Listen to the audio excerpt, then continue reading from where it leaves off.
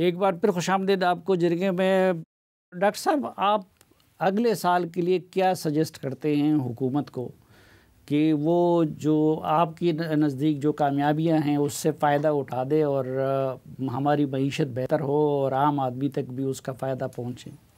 دیکھیے، ہم لوگ دروازے کھٹکھٹایا کرتے تھے اوروں کے، ان کے پاس جایا کرتے تھے ڈالرز مانگنے کے لیے۔ آج آپ دیکھیے کہ کیا ہو رہا ہے کہ سب لوگ ہمارے پاس آ رہے ہیں، ہمارے دروازے پہ آ رہے ہیں۔ یو اے کی پریزیڈنٹ آئے،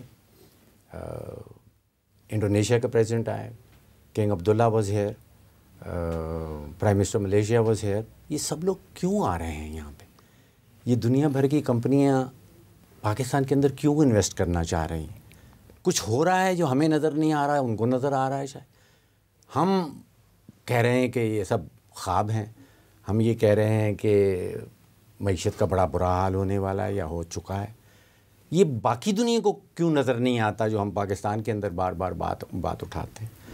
دیکھیے، یہ جس سمت میں ہم جا رہے ہیں، جیسے میں نے پہلے کہا، ابھی اسٹل ٹو ارلی ٹو سے کہ جو پاور سینٹرلائز ہو گئی ہے وہ کس سمت میں جائے گی۔ کیا وہ نیشن بلڈنگ کی طرف جائے گی یا وہ پیورلی پولیٹیکل کنٹرول پہ چلی جائے گی؟ کیا وہ ساؤتھ کوریا والا ماڈل ہوگا، کیا وہ روانڈا والا ماڈل ہوگا، یا وہ مصر والا ماڈل ہوگا؟ دیکھیے، جس سمت میں نکل چکے ہیں، اب اگر آپ نے $4.5 ارب ایک اور $4.6 ارب ایک کا ڈیفنس کا اکوپمنٹ ایکسپورٹ کرنا ہے، تو میں نے آپ سے کہا کہ 5,80,000 عام پاکستانیوں کی نوکری نکلتی ہے $1 بلین کے پیچھے۔ تو یہاں پہ آپ اس کو ضرب دے لیجئے، ملٹیپلائی کر لیجئے، آپ کو پتہ چل جائے گا کہ کتنی نوکریاں جو ہیں وہ سامنے آنے والی ہیں۔ دیکھیے، مہنگائی کا معاملہ جو ہے وہ بالکل جائز ایشو اٹھایا جاتا ہے۔ آپ نے اور میں نے دیکھا کہ 1.5 سے 2 سال پہلے 30-31% کی شرح آتی تھی مہنگائی کی۔ ہم لوگ، آپ، میں، باقی پاکستانی آگ کے دریا سے نکل کے آئے ہیں۔ اب سمت آ گئی ہے، اب ہم کہہ رہے ہیں کہ 6 سے 6.5% پہ اب ہمارا مہنگائی کا جو ہے وہ شرح آ گئی۔ ابھی بھی مہنگائی ہے، اس میں کوئی شک کی بات نہیں ہے، لیکن سمت جو ہے وہ 31% سے نیچے آئی ہے 6% کی، اور ابھی بہت کچھ کرنا باقی ہے۔ جو پاورٹی کا ہم ذکر کرتے ہیں، غربت کا ذکر کرتے ہیں، وہ بھی ایک ہسٹوریکل ہائی ہے دفعہ، یہ مطلب وہ بھی لیکن یہ جو اسکلڈ لوگ ملک چھوڑ کے جا رہے ہیں، اس کا کیا ہوگا؟ صافی صاحب، اس سے اچھی چیز کیا ہو سکتی ہے؟ آپ مجھے بتائیں کہ 80 سے 90 لاکھ پاکستانی اس وقت باہر کام کر رہے ہیں اور وہ $40 ارب کما کے واپس بھیجتے ہیں۔ بہت سارے دنیا میں ملک ایسے ہیں، ممالک ایسے ہیں جو اس کو ایز انڈسٹری ٹریٹ کرتے ہیں۔ فلپینز میں ایکسپورٹ آف مین پاور جو ہے یہ انڈسٹری ہے۔ جو ہم نے معاہدہ کیا، ڈیفنس پیکٹ ہے ہمارا سعودی عربیہ کے ساتھ، اس میں اگلے چند سالوں میں جو مین پاور ایکسپورٹ ہے وہ ڈبل ہونی ہے۔ ابھی 10 لاکھ وہاں پاکستانی کام کر رہے ہیں، یہ 20 لاکھ پہ پہنچ رہے ہیں۔ ابھی $10 بلین وہاں سے آتا ہے ہمیں، یہ پھر $20 بلین آیا کرے گا۔ عامران صاحب، آپ کیا پروپوز کرتے ہیں اگلے سال کے لیے کہ ہم سیکیورٹی کے فرنٹ پہ حکومت کیا کرے کہ پاکستان ایک پرامن ملک بن سکے؟ دیکھیں، یہ پاکستان اس وقت ایک مکمل طور پہ سیکیورٹی اسٹیٹ ہے، اس کو سیکیورٹی ادارے بھی مان رہے ہیں، یہ ہمارے دوست بھی مان رہے ہیں، اور پوٹینشیل بھی وہی بتا رہے ہیں، جو اگرچہ وہ اس میں بہت سارے لطیفے ہیں بین السطور کہ ہم اسلام آباد میں بیٹھ کے کس قسم کی باتیں کرتے ہیں۔ ایک سیکیورٹی اسٹیٹ کو انٹرنلی زیادہ اسٹرانگ ہونا چاہیے۔ جتنی دنیا میں سیکیورٹی اسٹیٹس ہیں وہ انٹرنل کرائسس میں نہیں ہے۔ پاکستان واحد ایسی اسٹیٹ ہے جو ابھی تک انٹرنل کانفلکٹس ہیں، اسے حل ہی نہیں ہو رہے، اور یہ جو اعداد و شمار کے منورنگ کرنے کی کوشش کر رہے ہیں، یہ جو دہشت گردی ہے یہ ہمیں پتہ ہے کہ 2004-05 سے ہے، اور طالبان کے آنے کے بعد سے بڑھ گئی ہے، یہ 21 سے بڑھ گئی ہے، مسلسل روز بروز بڑھی ہے۔ یہ کوئی مئی سے پہلے یا مئی کے بعد نہیں ہوئی، اس سے پہلے بھی شدید بڑے حملے وہ کر چکے ہوئے ہیں۔ پاکستان کے کنٹونمنٹس کے اوپر TTP حملے اس سے پہلے کر چکی ہوئی ہے۔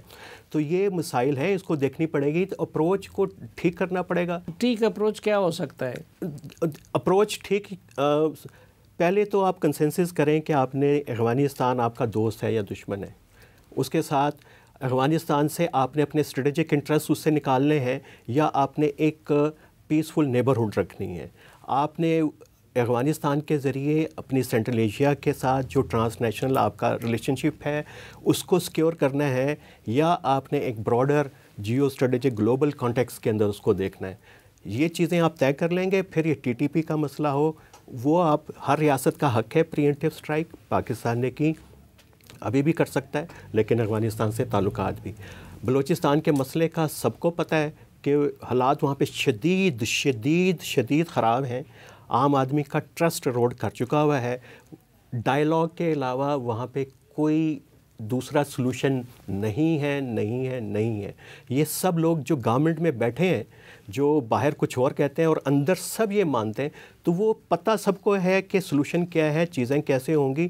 بس یہ ہے کہ اس کو سیکیورٹی اسٹیٹ کو ریئلائز کرنا پڑے گا کہ کچھ چیزیں سافٹ طریقے سے بھی حل ہو سکتی ہیں۔ ٹھیک احمد، کچھ ایک تو چائنا کچھ پس منظر میں نہیں چلا گیا ہے ہماری امریکہ کے ساتھ گرم جوشی کے بعد، اور آپ کیا سجیسٹ کرتے ہیں اگلے سال کے لیے کہ پاکستان کو سفارتی محاذ پہ کیا کچھ کرنا چاہیے؟ دیکھیں، سب سے پہلے تو میں تھوڑا سا ریکٹیفائی کر دوں کہ سیکیورٹی اسٹیٹس انٹرنل کانفلکٹ میں نہیں، دنیا کی کوئی ایسی سیکیورٹی اسٹیٹ اس وقت نہیں ہے جو انٹرنل کانفلکٹ میں۔ مثلاً کون سی مجھے بتائیے، آپ نیم کریں کون سی، مجھے بتائیں کون سی سیکیورٹی اسٹیٹ ہے؟ ایجپٹ کے اندر اس وقت کتنا جو ہے کرائسس ہے انٹرنل، ایجپٹ کے اندر کتنا انٹرنل کرائسس ہے؟ ایجپٹ کے اندر انٹرنل کرائسس نہیں، کیا کرائسس ہے بتائیں، کتنا دہشت گردی ہے؟ پاکستان دنیا کا دوسرا بڑا نہیں۔ Every country which is labeled as a security state, it is a security state کیونکہ وہ crisis سے نکل کے security state۔ Technically every state is a security state. Exactly. ہر ایک ریاست کا جو پہلا اولین جو responsibility یا goal ہے وہ اپنی security ہے۔ امریکہ is also a security state. UK is also a security state. Germany is also a security state. جن کو پتہ ہی نہیں چیزوں کا ان کے ساتھ ڈیبیٹ نہیں ہو سکتی۔ ایجپٹ کے اندر آپ کہہ رہے ہیں انٹرنل کرائسس کوئی نہیں ہے، مجھے تو یہ سمجھ نہیں آ رہی۔ اینی ویز، اس کے علاوہ جو اسٹریٹجک انٹرسٹ ہوتا ہے، انٹرنیشنل ریلیشنز بہت کولڈ ہوتے ہیں۔ اسٹریٹجک انٹرسٹ جب آپ کسی ملک کے ساتھ آپ کا الائن ہوتا ہے اور آپ ایکسٹریکٹ کرتے ہیں، تبھی وہ آپ کا پیسفل نیبر بنتا ہے۔ ہمارا افغانستان کے ساتھ پرابلم یہی تھا کہ ہم ایموشنلزم پہ چل رہے تھے۔ اب میں یہ نہیں کہہ رہا کہ ہم ہارڈ ہوں گے یا سافٹ ہوں گے، فارن پالیسی یا ڈپلومیسی ہارڈ ہونے اور سافٹ ہونے کے درمیان میں لائے کرتی ہے، کیرٹ اینڈ سٹک کے درمیان میں لائے کرتی ہے۔ تو افغانستان کے ساتھ میں یہ کہہ رہا ہوں کہ جو ہماری تبدیلی آئی ہے وہ یہ آئی ہے کہ اب ہم افغانستان کو کولڈلی دیکھنا شروع ہو گئے، فارن پالیسی کے اصولوں کے مطابق دیکھنا شروع ہو گئے اور ایموشنلزم سے ہٹ کے دیکھنا شروع ہو گئے۔ یہاں پہ سافٹ پاور بھی ہوگی اور ہارڈ پاور بھی ہوگی اور ہم اپنے انٹرسٹ یہاں سے گین کریں۔ دوسری جو آپ نے صاحب صاحب بات کی ہے چائنا والی، چائنا کسی بھی صورت بیک گراؤنڈ میں نہیں گیا۔ جب یہ مے والا پاکستان اور بھارت کے درمیان میں جنگ ہوئی ہے تو اس میں پاکستان نے جس طریقے سے بھارت کے جہاز گرائے ہیں، تو اس پہ ایک فرینچ ویپن ایکسپرٹس ہیں، انہوں نے ایک آرٹیکل لکھا تھا اور انہوں نے کہا تھا کہ چائنا پچھلے 20 سال سے کوشش کر رہا ہے اپنے آپ کو اسٹیبلش کرنے کی ایز اے ملٹری پاور اور اپنی ویپن انڈسٹری کو دنیا میں اسٹیبلش کرنے کی کوشش کر رہا تھا، لیکن اس کو بریک تھرو نہیں ملا۔ یہ پاکستان ہے جس نے چائنا کو بریک تھرو دلوایا۔ یہ پاکستان، چائنیز کو پتہ ہے پاکستان کی کیا ویلیو۔ آپ نے دیکھا، آپ کو میں ایک سمبولک جیسچر آپ کو میں بتا دیتا ہوں کہ پاکستان کے ہائی لیول ڈیلیگیشن کی ملاقات ہوئی ڈونلڈ ٹرمپ کے ساتھ اور پھر اس کے ایک ہفتے کے اندر چائنا کی پریڈ کے اندر بھی وہ گئے ہوئے۔ پاکستان کا کوئی بھی، یہی خوبصورتی ہے پاکستان کی فارن پالیسی کی کہ اس وقت کوئی بھی ملک بیک گراؤنڈ میں نہیں ہے، چاہے وہ جتنا بڑا ہو چاہے وہ جتنا چھوٹا ہو۔